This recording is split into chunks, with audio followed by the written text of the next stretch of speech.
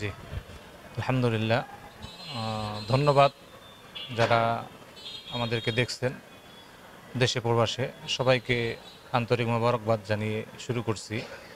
ঈদ উল ফিতরের 2 রাকাত ওয়াজিব নামাজ, যেহেতু আমরা ছোট থেকেই নামাজ পড়ে আসি, কিন্তু তারপরেও যেহেতু বছরে 2টা মাত্র ঈদের নামাজ আমরা পড়ি, ঈদ উল ফিতর, ঈদ উল আজহা, নিয়মটা আমাদের অনেকেরই জানা আছে, কিন্তু তারপরেও স্মরণ করায় দেই, আমাদের স্মরণে থাকা ভালো যে ঈদ উল ফিতরের 2 রাকাত যে নামাজ পড়ি, এই 2 রাকাত নামাজ হচ্ছে আমাদের ওয়াজিব নামাজ। তো আমরা ওয়াজিব নামাজের নিয়তটা আমরা এইভাবে করব, যারা আমরা আরবিতে নিয়ত জানি তারা আমরা আরবিতে নিয়ত করতে পারি।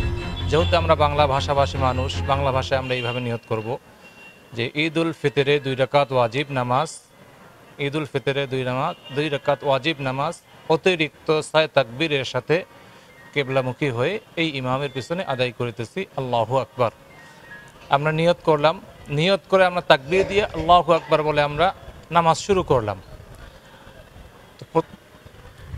আমরা তাকবীর বলে আমরা আল্লাহু আকবার বলে আমরা হাত বাঁধলাম।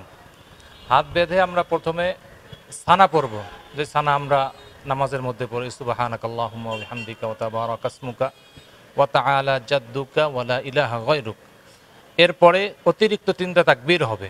প্রথমবার তাকবীর বলে আল্লাহু আকবার বলে হাত ছেড়ে দিব, দ্বিতীয়বার তাকবীর বলে আল্লাহু আকবার বলে হাত ছেড়ে দিব, তৃতীয়বার তাকবীর বলে হাত আমরা বেঁধে নিব।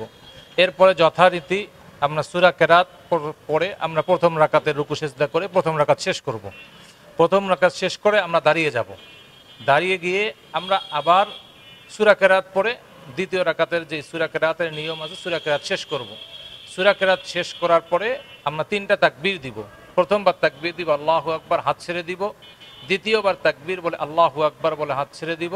তৃতীয়বার তাকবীর বলে আল্লাহু আকবার বলে হাত ছেড়ে দিব। এরপরে চতুর্থবার রুকুর তাকবীর বলে আমরা রুকুতে যাব। রুকুতে যাওয়ার পরে রুকু সিজদা করে যথারীতিভাবে আমরা ঈদ উল ফিতরের নামাজ শেষ করব। এরপরে নামাজের পরে 2টা খুতবা হবে, খুতবা পরে মুনাজাত হবে। আমরা খুতবা পড়ব, মুনাজাত করব। এখানে একটা বিষয় আমাদের স্মরণ রাখা দরকার যে খুতবা, ঈদ উল ফিতরে যে খুতবা দেওয়া হয়, খুতবাটা শ্রবণ করা ওয়াজিব। ঈদ উল ফিতরের নামাজ যেরকম ওয়াজিব, ঈদ উল ফিতরের খুতবা শ্রবণ করাও ওয়াজিব। এই জন্য আমরা সকলেই খুতবা শ্রবণ করব, এরপরে মুনাজাত করে আমরা ঈদগাহ থেকে বিদায় নেওয়ার চেষ্টা করব। আল্লাহ রাব্বুল আলামিন আমাদের সবাইকে শুদ্ধভাবে সহিভাবে ঈদ উল ফিতরের নামাজ আদায় করার তৌফিক দান করুন। আসসালামু আলাইকুম ওয়া রাহমাতুল্লাহি ওয়া বারাকাতুহু।